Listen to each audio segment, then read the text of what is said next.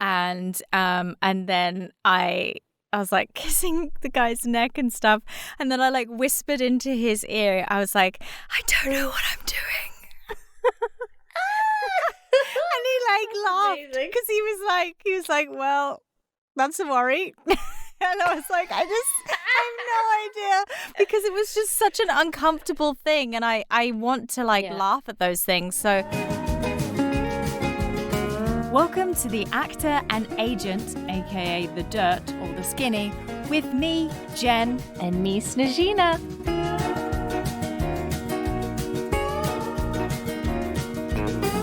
Yeah, so today... What are we talking about? We are going to talk about auditions and auditioning. Yes. Yeah. Very because, exciting. Yeah, I mean, it's basically like the staple of acting. I mean, if you're, at some point to book a job, you need... Yeah, exactly. So it's like, it's kind of, it's a no-brainer, really, to talk about auditioning and auditions. Yes. From an agent perspective, let's talk about auditions. You're like, I'm going to have my water while you speak. This is what I do. Yeah, obviously, it's the part of the process of getting a job. Obviously now during COVID, things have changed a lot. We've talked about it before multiple times, but originally how things work is I would submit somebody on a project for a specific role. Casting would receive, their thousands or more submissions from all over the city or the country or the world even. And then they would select who they want to see to audition.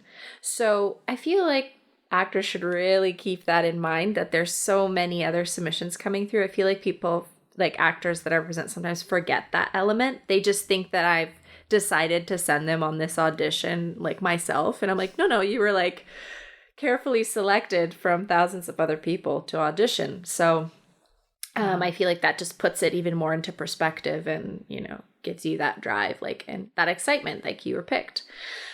So yeah, before what would happen was you'd go in person to meet casting. I think we should kind of stick with the film and TV stuff because commercial auditions can be kind of insane. So it's just a whole different animal. But yeah, for film and TV, you'd get your time, you'd go to the studio, you'd meet with the casting director, and you'd go in this room, just you for the most part, and act out the scene with them maybe a couple of times if they had any notes, and then you'd leave and we'd, hopefully hear back about a callback.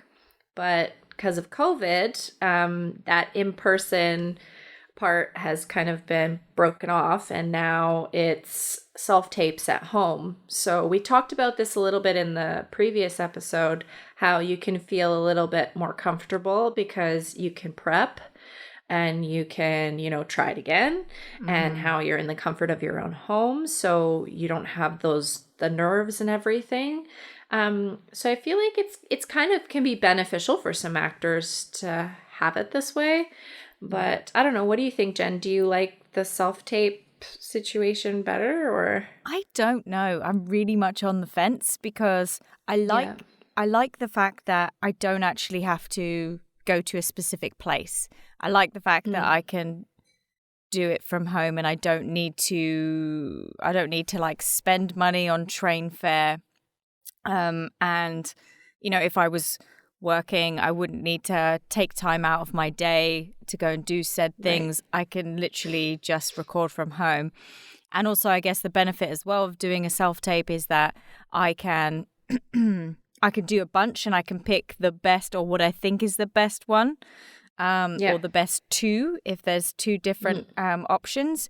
So I guess you've got more control in that sense. But then what you end up missing out on is that connection with the casting director, because I always loved bantering and doing that whole thing. So developing the relationship, right? I feel like that's half my audition. I'm basically going in there and being like, hey, I'm really fun. Yeah, I guess they also miss out on that charm factor. Is this person amicable? Are they going to be nice to work with on set? And / getting to know that actor if they're newer and that kind of thing. So yeah, I guess lacking that a bit. But yeah, like you were saying, I mean, especially in a giant place like London and all of its surroundings, like it can take an hour or more or 2 hours to get into the city for something. So that's a whole chunk of your day gone. So I can see how that would be beneficial for sure. 100%. I mean, thing is, I don't even live in London. I'm on the outskirts. So, and God, even if I lived in London, it would still take, I mean, it's still take an hour just to get potentially from one side to the other. Yeah, it's depending huge. on what zone you're in. So yeah, I think it's good in a way. I think it is good. There's a lot of really good stuff about it, and I am pleased that it's gone that way. But I'm also like, but I just love meeting people. And I love like saying hello and like making them laugh. Well, I hope I'd make them laugh, or at least even if they're laughing at me, at least it's some kind of connection rather than just sending it off and being like, whatever, go for it. Yeah.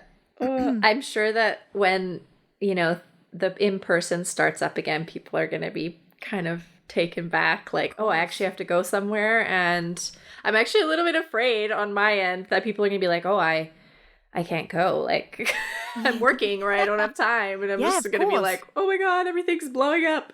Yeah. Or just that nerves of like, oh my God. I had some young actors that had gone in and she threw up, I think, because she was so nervous. And her mom took her home because it was just too much pressure to meet them in person. Yet she's like, this TikTok Instagram personality, but that's something personal that you do with yourself. It's so different when you so I think for some people it can be really, really intense as well. But yeah, definitely. I know. And I think if there's any like new actors that start or have started in this last year, I think they'll find it really hard to transition back because it's that element of control kind of taken away, because as soon as you're nervous you do weird things and like you just do weird things, and sometimes it can enhance an audition, sometimes it can just take it away.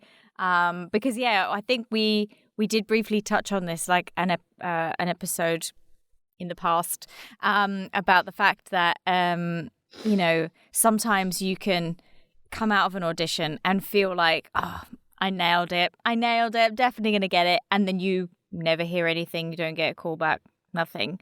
And then on the flip side, you come out and you're like, really shit the bed on that one. Totally shit it.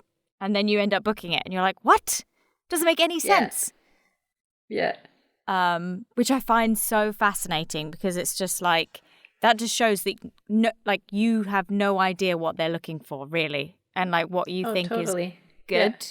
Yeah. It's so, that's why I say it's so subjective, and it's really hard to like come out of it and feel any type of way, because even if you did do well, somebody higher up might be like, oh no, we're looking for a blonde, or we're looking for somebody of Chinese origin or something like that. So you never really know. But to that, it just reminded me of something.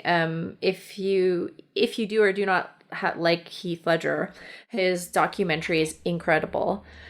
And they actually he talks about it in his the documentary, because he used to record himself a lot, about auditioning for I think it was like The Patriot or something, and it was like one of his first huge parts that he was gonna get, and he totally felt like he just shit the bed like so bad. And he was like, there's no way in hell like I'm ever gonna get a call from that. And then they called him and booked him for it, but he like really insisted of like how bad he thought he did, and it was like horrifying for him and everything. And they still wanted him because I guess he had charisma, he had something. Of course. So, and they'd seen him in other stuff, so they knew that he could do it. But yeah, it's so interesting how like you can almost never really tell what's gonna happen. I didn't know that there was a Heath Ledger documentary. I'm instantly wanting to watch that. If you've seen like the Amy Winehouse one, that one's also incredible, and it's kind of along the same vein where it's like super personal. There's a lot of like home video, and there's a lot of he just recorded everything, and it's just so interesting to find out about him. And they talk a lot about obviously his acting career and like and things like that. So it's like really beneficial for actors to watch, I feel like, just to hear things from somebody of that magnitude, talking about how like down on himself he was. I was about to say that, go down on yourself. That's so funny. But like just like how, you know, like little he thought of his ability and himself, and how hard he was on himself, and how hard he tried, and how intense it all was. Like he definitely did not take anything for granted. So yeah, check that out. It's incredible. I definitely will. But yeah, anyway. No, I love that. It's still relevant. Like, it's still relevant. Like, it's, of course it's relevant. Yeah. Hello. Yeah. Auditioning. What else? I mean, like, we don't need to get into like the nitty gritty. Like, this is how you prep for an audition. I'm not really here to have to train people and like in a like as if they're my clients or something like that. But I do have some tips for people who are doing self-tapes that I've noticed that people kind of have forgotten about. I think some things that people forget now because they're shooting at home is they don't look as put together when they're sending me the self-tape. Really? So, you know, their hair is a bit askew, or they're wearing like, I get this a lot where people are just wearing pants with like humongous socks, and they'll do like the pan down and they're wearing these like humongous purple socks, and it's just like so distracting. Yeah. Like what you need to think about is you are still auditioning. So it's like as if you're going into audition. So dress like the character from head to toe. Because even though like you can't see your feet, like I just find that you get more grounded literally if you're wearing shoes, or if you're wearing high heels, or whatever that character would wear. Like it would just helps you get in the mindset more. And like think about it a little bit. Like you need to be prepared. You need to brush your hair, and you know, maybe put some makeup on if you have to, or you know, dress appropriately. Like I feel like so many people are starting to let that kind of fall through the cracks. Wow. That's really funny. Although, to be fair, I did do a workshop, this must have been about 2.5 months ago. But the best one, because I've got a rule where I only do 4. I only record 4, and then I've got to choose one. Unless, of course, I really think I've just done horrendously all the way through. Because sometimes I feel like I hear of actors who do like 8, 9, 10. And I'm like, that's just too much. You're just saturated. You're just producing the same. But the best one, my hair, I had this like curly bit that was like hanging out like here, and it just moved independently from my head the whole time, and I was like, oh no. And I was like, this is the best one. I have to send it. Which is fine. But like so little things like that can be distracting. Like that's why like if I was doing a self-tape right now with this beautiful painting by my father, Stanimir Stoilov, it would be super distracting because they'd be like probably shifting from looking at me to looking up at the painting. Yeah. And it's kind of the same as yourself. I also have people sending me self-tapes in like hugely messy rooms where you can see like some part, like all this clutter and stuff. That's super distracting. There's a reason why they film you on a blue screen or on a blank wall, because the focus needs to be on you. So I feel like you just need to think about it like that with some more detail, because you will get caught out once you have to go back in person. Of course. Do you know what I mean? Yeah. So it's just something to think about. I think just preparing and looking just a little bit more put together is definitely going to add that extra element. Oh my gosh. And if anybody at all that has kids is ever going to listen to this, also consider it for your kids, because I know when your kids are at home, they're, you know, wrestling around or playing and their hair is all messy and everything. Like, just take a moment to like make them also look quite put together, because it's important. Of course. It's like, would you take your kid to an audition like this? If you would, then do a self-tape. If you wouldn't, maybe run a brush. Yeah. Or yeah, just something to think about, you know? I mean, not that we all have to look as polished as our headshot, but at the same time, there can't be like such a huge differentiation between the person in the headshot and who's on the self-tape, you know? yeah, definitely. So, yeah. Oh my God, that makes I me feel laugh like so that's much. important. But yeah. Well, and then, of course, all the other stuff, like have good lighting, don't have people screaming in the background, have a reader. That's been tricky, actually, with COVID, because a lot of people have to do like a reader through Skype or like through some kind of online platform. So it sounds a bit funny. Yeah. I feel like casting is okay with that. But number one rule, never record yourself doing the lines and then play it in the back, because it happens. I even had someone do a robot voice person do it, or like, you know, those ones where you can type it in and then like some automated voice will say it. No. And I was like, oh my God, that just takes away so much. So like you gotta have somebody read, even if they're calling in, like, yeah. Well, it's funny because I've been on loads of workshops recently, and I thought that was kind of like something that you would just never do anyway. Like you just don't, unless you're really, really stuck. But you can, if you're really stuck, you can probably get someone on like, Skype, Zoom, or even on like on speakerphone on your phone. You know, there's ways to kind of do it. But even in so many workshops I've done, I guarantee you at least 2 to 3 people will have themselves recorded, but they'll give themselves a different accent, or they'll but you can tell because they've got a specific amount of time, so that because they know they've only given themselves, so it doesn't allow them to like free up and properly act. And then when they're like trying to because they're kind of waiting for themselves to say the line and then going, so it's not like that natural reaction when you have readers or a reader deciding how they're going to say the when and when they're going to end it, or how they're going to intonate something or whatever. And it's just there's just that natural part of it. But one thing more I want to add in my rant. I'm sorry, it's so hard not to like give the agent tips. It's great. But I feel like this will be obvious for a lot of people who've been acting for a while, but for the newer people, I feel like the number one thing that people forget when they're auditioning is to react. And what is that famous quote? Acting is about reacting, So I think that people always get stuck when they get the one-liner and they're like, well, is that all they say? Like just the one line? And I'm like, well, you have to think about that whole dialogue that's happening before your line of these few characters where you're still in the room. So casting wants to see how you're reacting, how you're embodying being in that atmosphere with those people discussing whatever's going on. So you know what I mean? Like that's whenever I see people waiting or like things like that, or like they're just not really doing much, I'm like, okay, this is so boring, because it's like basically like you're just staring at this person doing nothing, rather than when you're seeing somebody, like changing their eye line and kind of like, furrowing their brow or kind of thinking about it, or just slight minor little reactions, then you're like, okay, this is interesting. This is a scene. Like we're more invested into listening because this person is clearly there and they're a part of this. Yes. So yeah, I feel like that's important.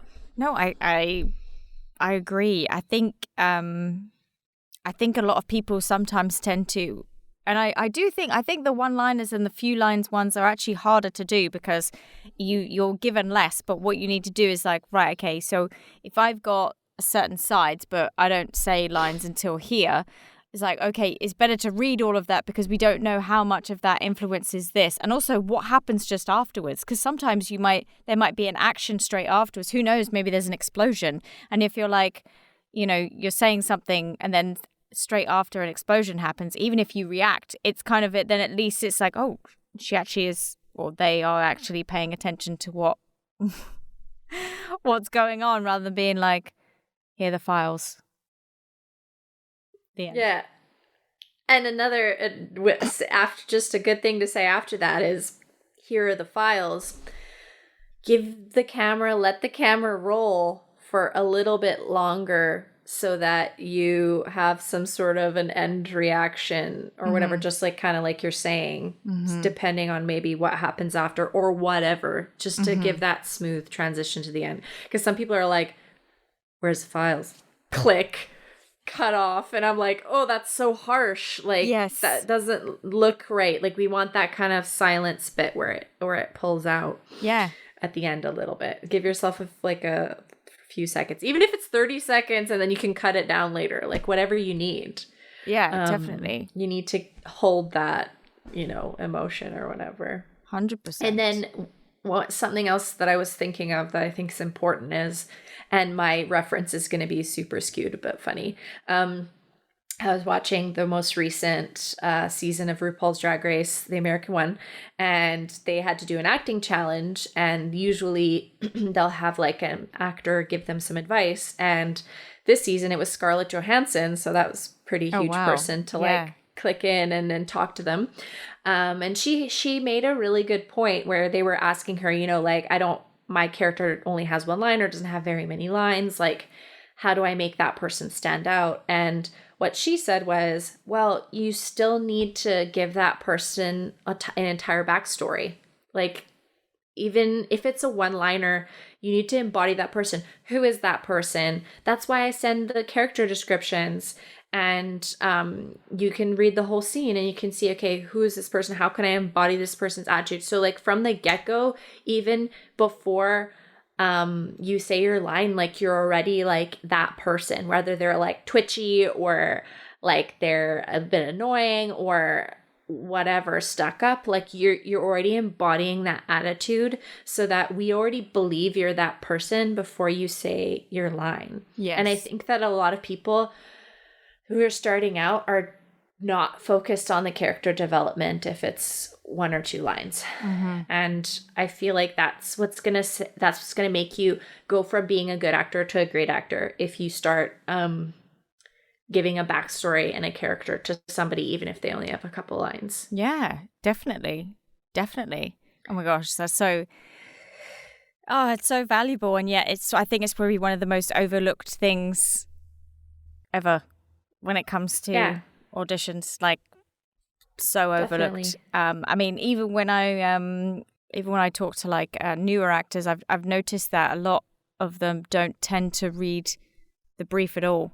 All they do is just go straight to the dialogue, so they have no idea about the brief or anything. And you're like, I'm looking surprised, but I'm not surprised. And I'm like, have you not read that yet?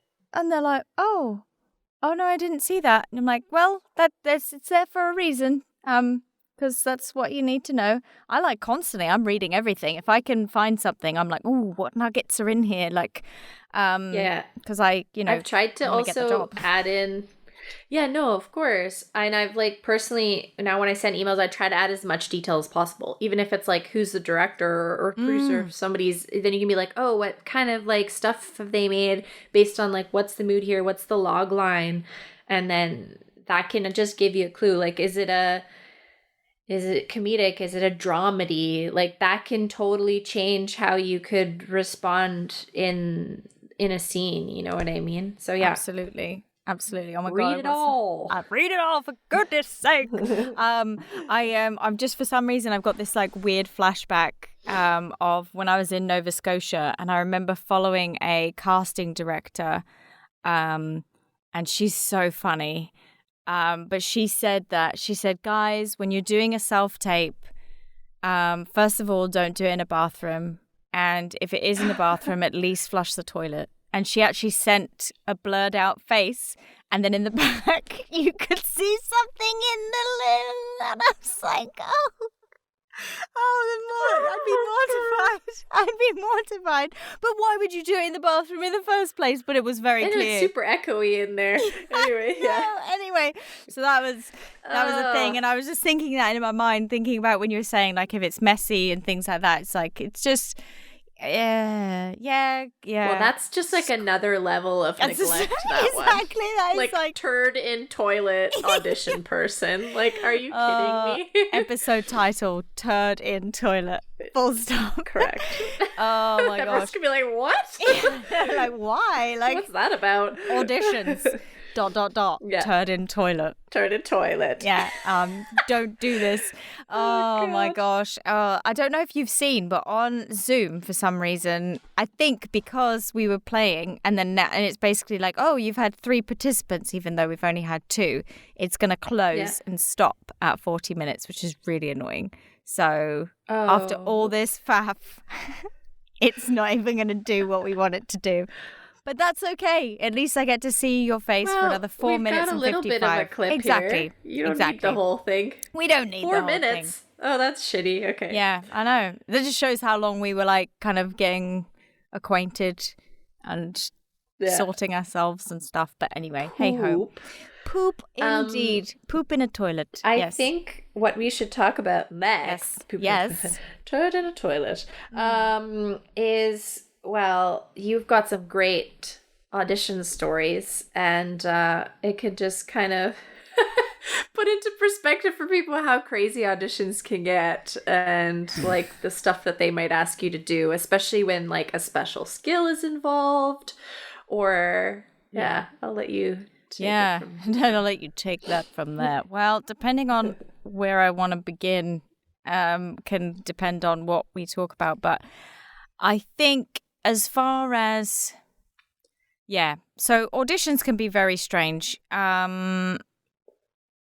You kind of assume that people will, especially if you do have a special skill, you would assume that, okay, so I had an audition and I didn't know who the musician was meant to be, or singer or whatnot, but they needed a drummer, and they needed a female drummer, because they wanted to basically kind of recreate this, that Addicted to Love kind of song where it was all female musicians. It was like Addicted to Love, but they couldn't play, but they wanted everyone to be able to play. So I was like, okay, cool. So I'm a drummer, and I haven't really drummed in a while, but as far as my CV is concerned, yes, I'm a drummer.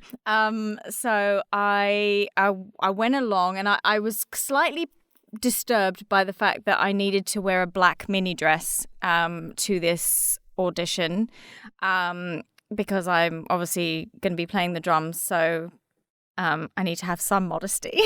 So I arrived there, and there was all these women, young ladies in these black mini dresses or mini skirt and a top or whatnot, and there was loads of different types of people there. I took my drumsticks because I was like, well, obviously there's going to be a drum kit here, and some other people were like, had their guitars, and I was like, okay, cool. Anyway, the audition started, but the casting director, she said, right, okay, we're going to do 10 of you at a time. I'm like, 10? That's quite a substantial amount of people. It's like, okay. So we crowd into this room, and we all have to stand around the wall, and like the camera is kind of in front of us. And so before we do any music stuff, we have to...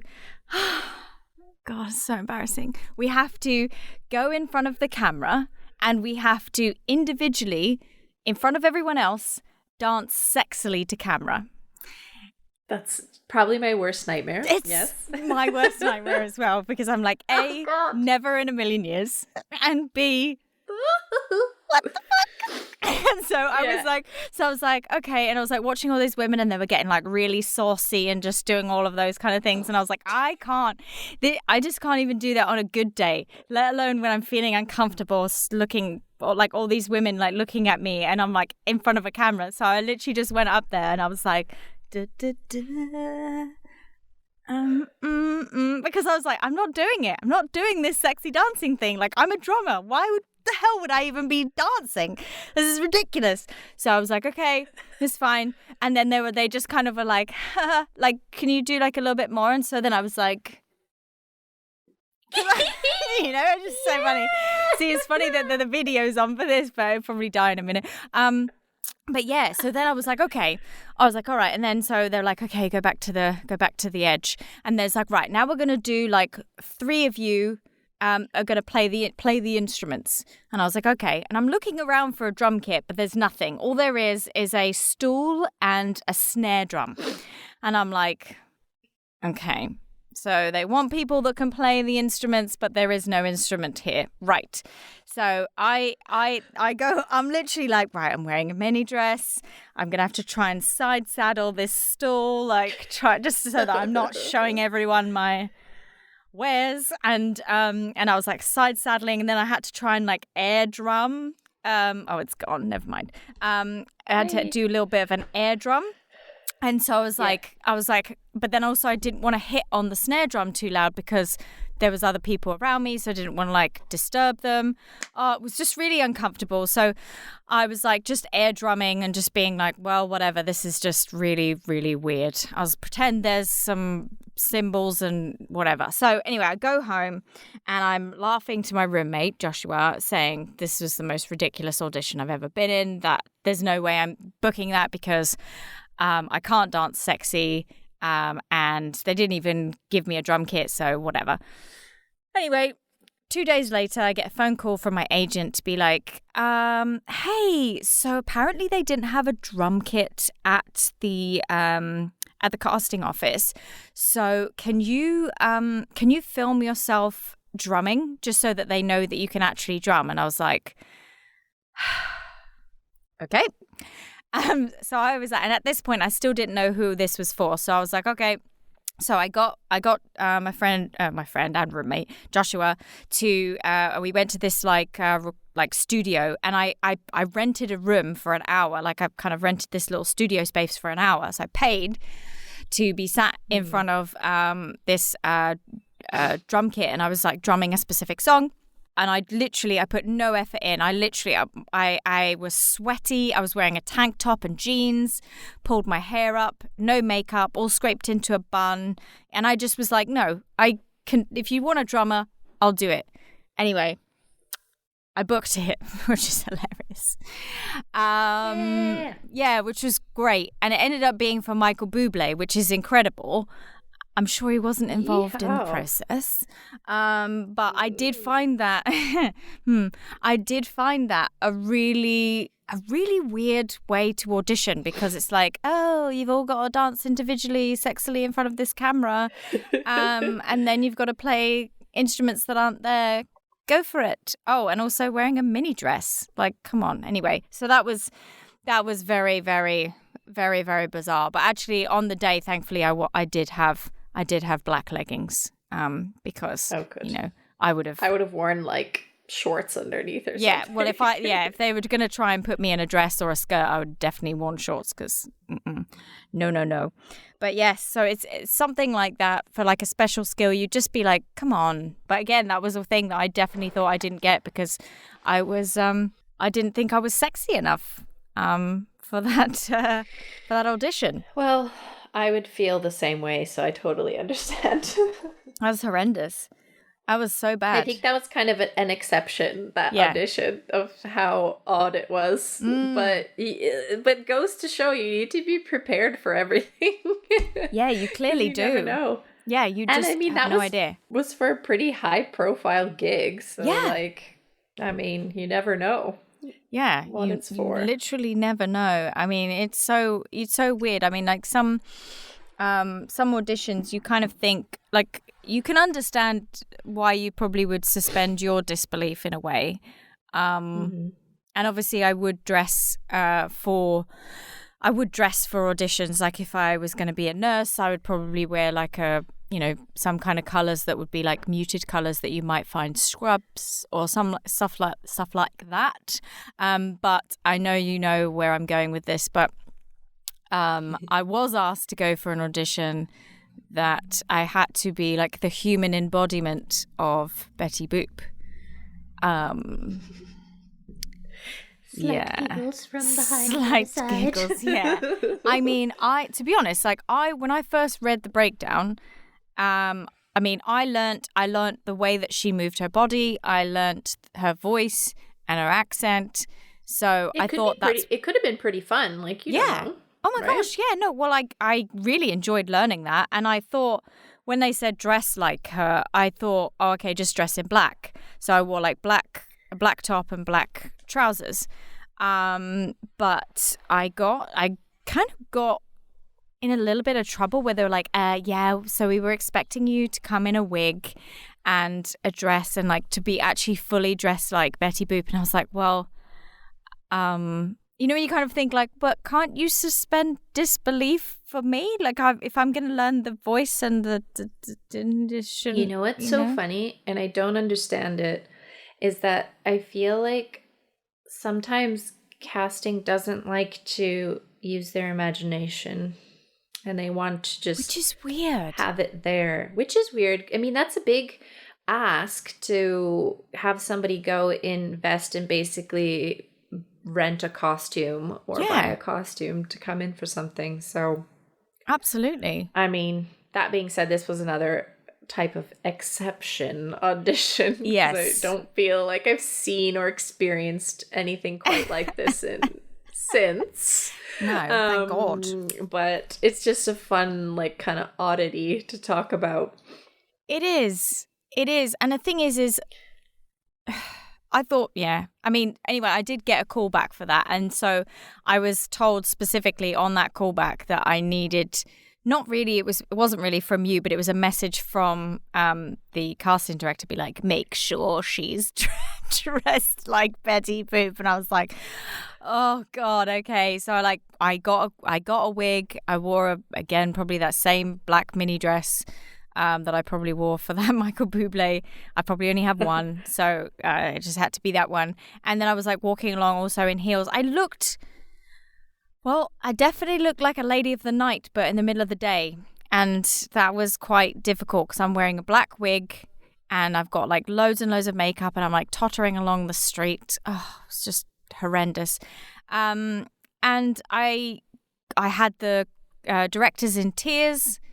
But I didn't get it because I was too young looking, which is so weird because it's like, well, I was still the same age when I was wearing normal clothes. Why did I have to go out and get a black wig to show you? I'm like, oh my God. Honestly, some of these things, but I think it just shows that you just need to be so malleable as an actor just to accept that, okay, if this is what they want. If this is what they want to see, then I guess this is what I've got to show them, regardless of whether I agree with it or not. Yeah, I know. It is weird, but it's funny coming from like a modeling world where like you just have no say at all in just what dressed they put on you. Oh my God. Or what they do with your makeup or your hair, and sometimes it's just so horrendous and you just disagree with it vehemently, but like there's nothing you can do. See, I think that's another reason why I just couldn't be a model, because I struggle to walk in shoes just in general. So if someone was like, and this is what you're wearing, I'd be like, haha, good luck me walking in that. It's never gonna happen. I did once have to say no. There was like these 8-inch heels or something. I'm already 5'11" and a half. So I was like literally going to be on stilts.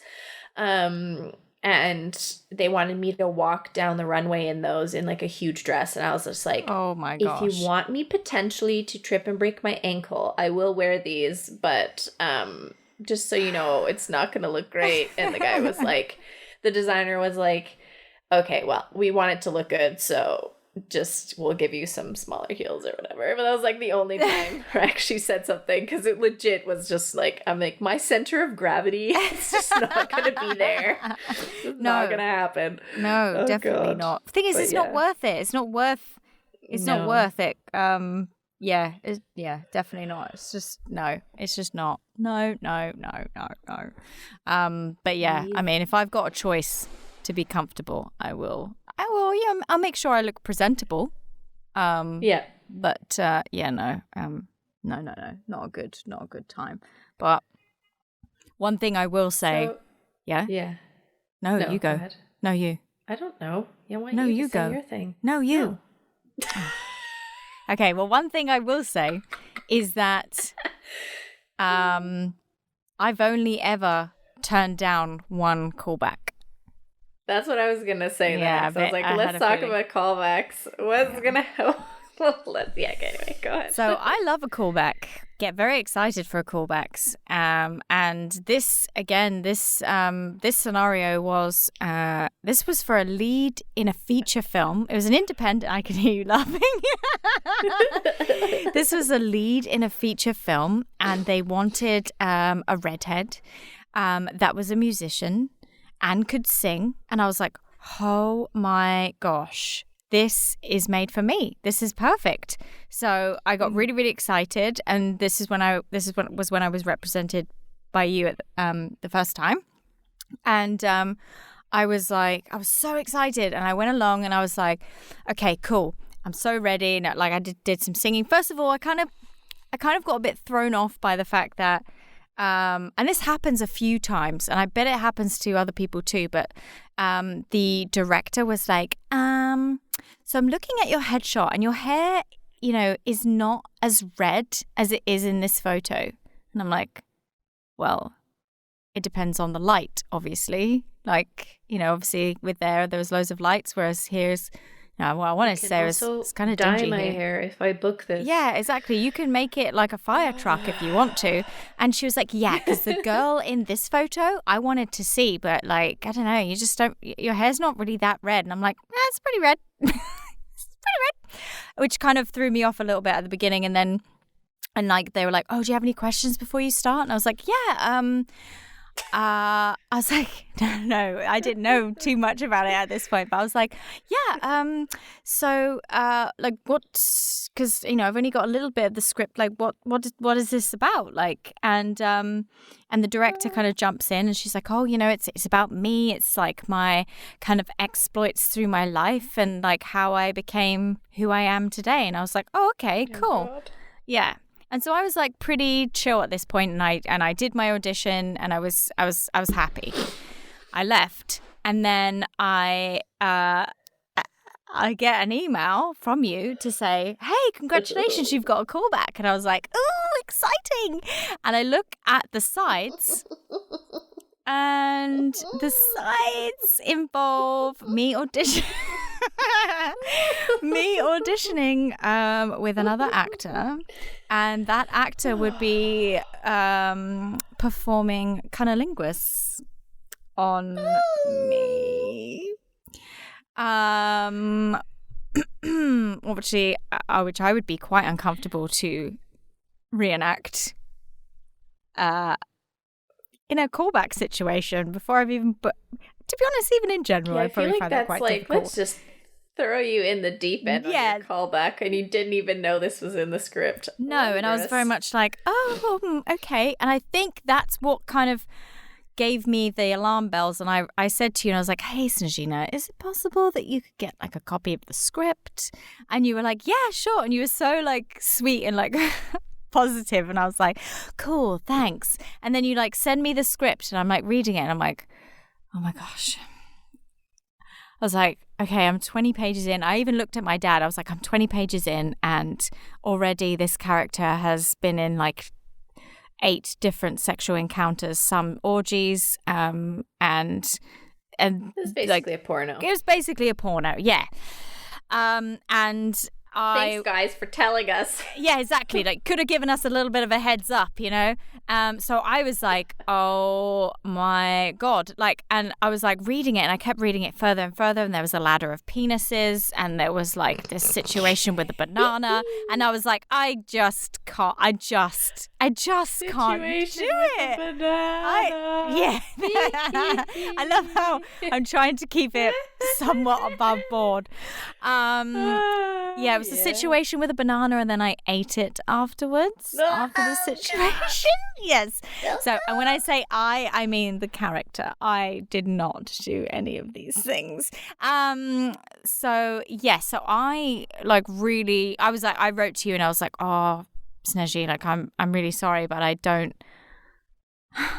really don't want to do this callback. I'm going to pull out. And that would take a lot for an actor to not want to be, going for a callback for for a lead in a movie, so I felt so uncomfortable to like write to you like as my agent and be like, oh my God, like I don't know if you've like read part of the script, and obviously you wouldn't have done because you were so busy, like as if you're going to read through scripts and stuff. But it took so much for like an actor like myself who like was desperate to be the lead in something, like desperate, but this was just like 100 steps over the line of what I would ever want to be doing, and so I had to like try and pull out of it. Ugh, gross. How did I respond? I think you were like, oh no, really? And I'm like, yeah. And I think when I explained it to you, you're like, ew, gross. And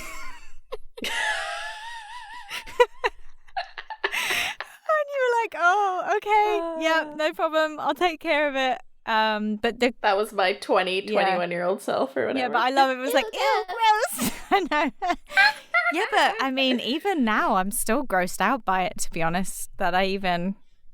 But the first audition you would never have been able to have known that that's what this meant, like what this the whole film was even about. So yeah, well, no, because there was no like very explicit content or like this person needs to be okay with sexual content. Like there was nothing like that, because when you see that, usually on like a breakdown request, it would say, explicit content and make sure your actor is comfortable with this, that, and the other. But nothing of that was, said. So you really need to be specific about who you're submitting for those kinds of things. Actually, I think this is a really good segue to talk about something that I feel like is such a strong reality now in film and TV. Mm-hmm. So, I mean, you and I have watched tons of shows, obviously, this year. Yep. And I think we've even discussed this, where there's so much graphic sex in stuff now. Yes. That it's almost like overkill sometimes. But at the same time, I find that like if I see a breakdown with something like that in it, obviously like in Vancouver, we don't shoot tons of like HBO stuff that's like quite graphic, but sometimes we do. Like sometimes it can be quite intense. But I rarely feel like many people I represent would be comfortable doing that, which I find kind of interesting in a way.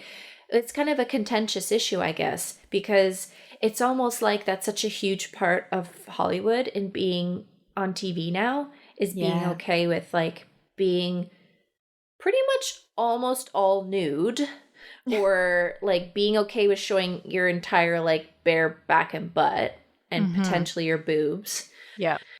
Yeah, being pretty much nude and having to perform these graphic sex scenes.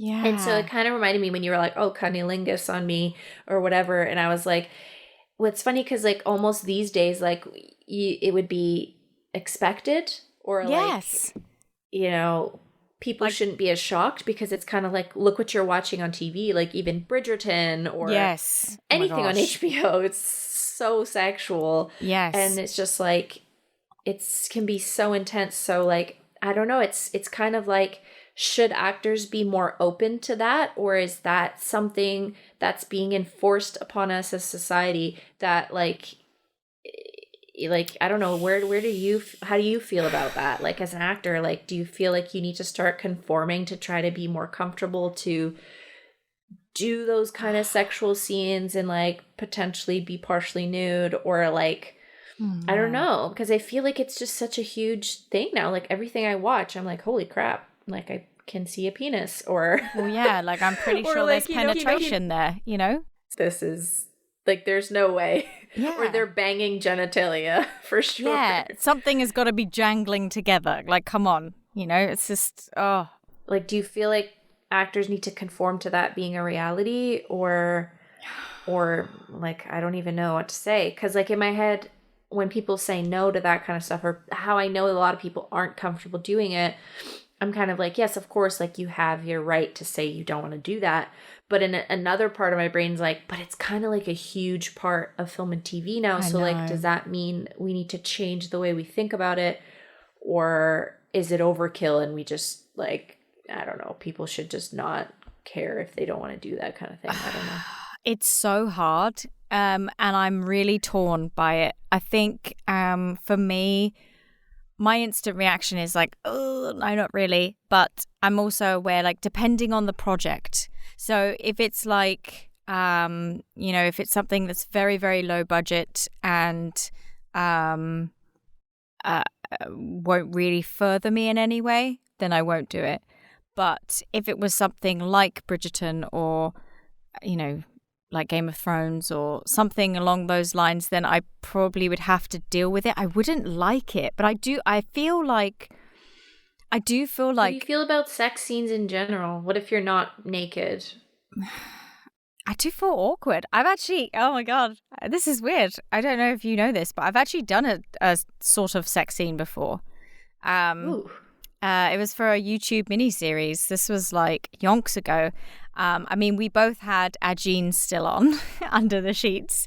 But it was so awkward because like there was like the director in there, but it was literally just the director and then the guy filming, and then because obviously it was really low budget, and I was like wearing a bra, and then I was like kissing the guy's neck and stuff. And then I like whispered into his ear. I was like, I don't know what I'm doing. And he like laughed because he was like, well, that's a worry. And I was like, I have no idea, because it was just such an uncomfortable thing. And I want to laugh at those things. So for me, it was like probably the most cringy experience ever. I mean, obviously I didn't feel like it was like in a gross environment or anything like that. It's just, it wasn't really something I was overly comfortable with. But I hate to think, like wearing like little, what is it? The little patches where they kind of cover your dignity and stuff. Yes. She's just like, he's just going at it. She's like, oh no. And oh I'm just gosh. like, props to you. Yeah, to seriously. Being able to like fake orgasm on scene that many times. Wow. All sweaty.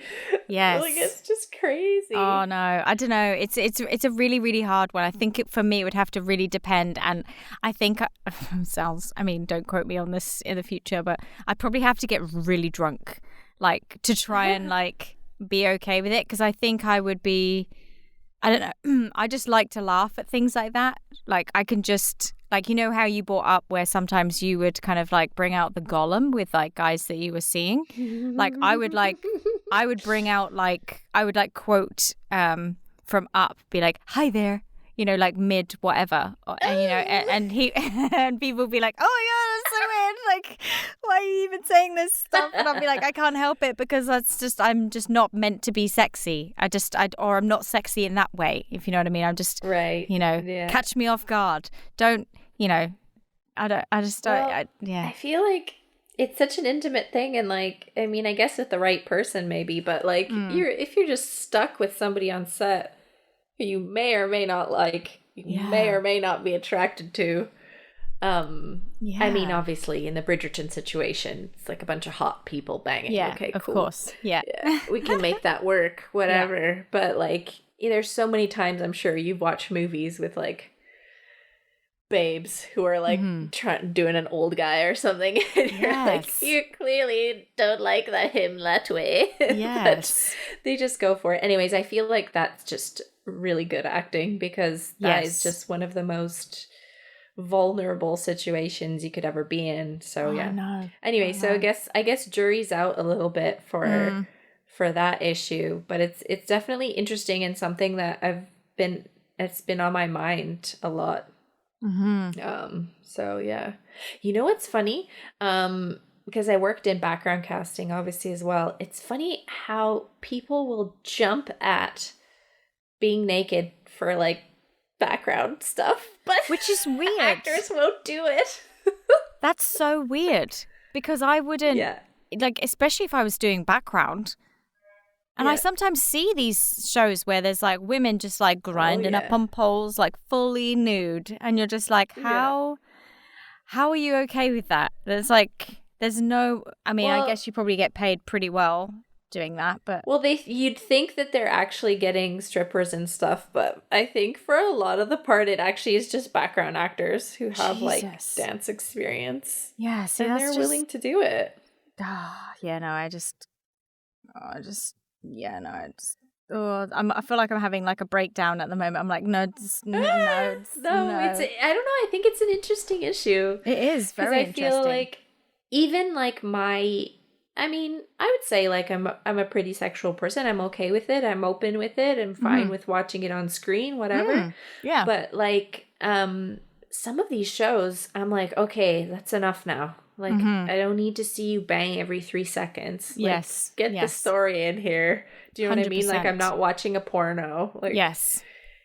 It's almost like I don't want to be that aroused when I'm watching this TV show, or you know what I mean? Or vice versa. Like, I don't just like blech, like turn it off kind of thing. I don't want to feel like that. So, well, it's like, I feel like you get it. A bit overkill.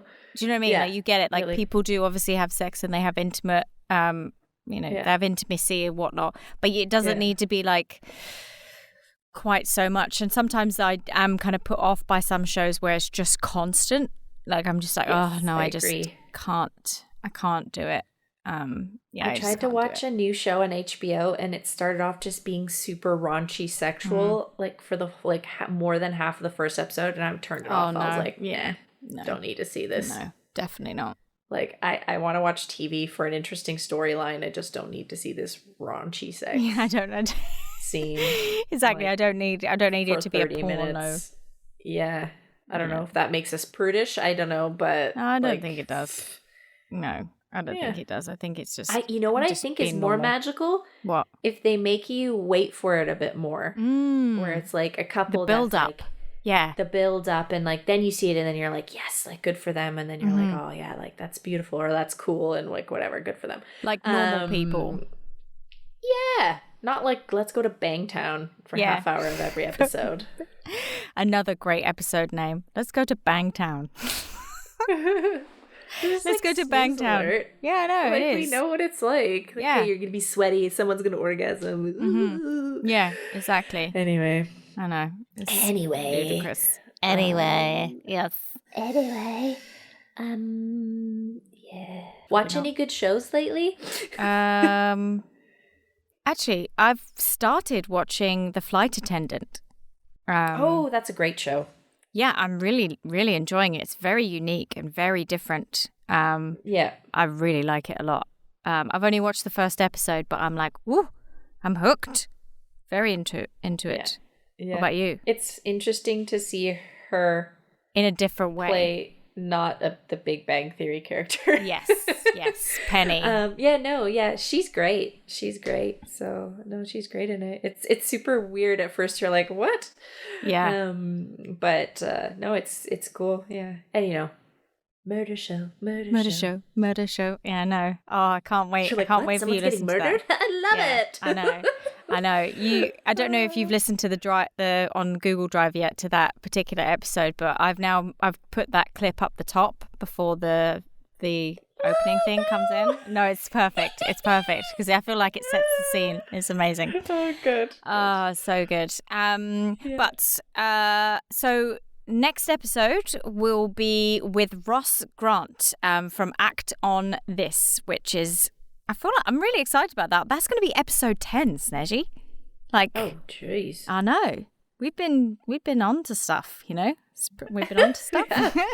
We've been on to this thing. So that'll be really, really fun. And I mean, he's interviewed some really, really great people. Not only that, but he's also a jobbing actor. He's been on like The Stranger and some other little bits and pieces, but I will be more versed on it in that episode. But yes, so that'll be pretty fun, I think.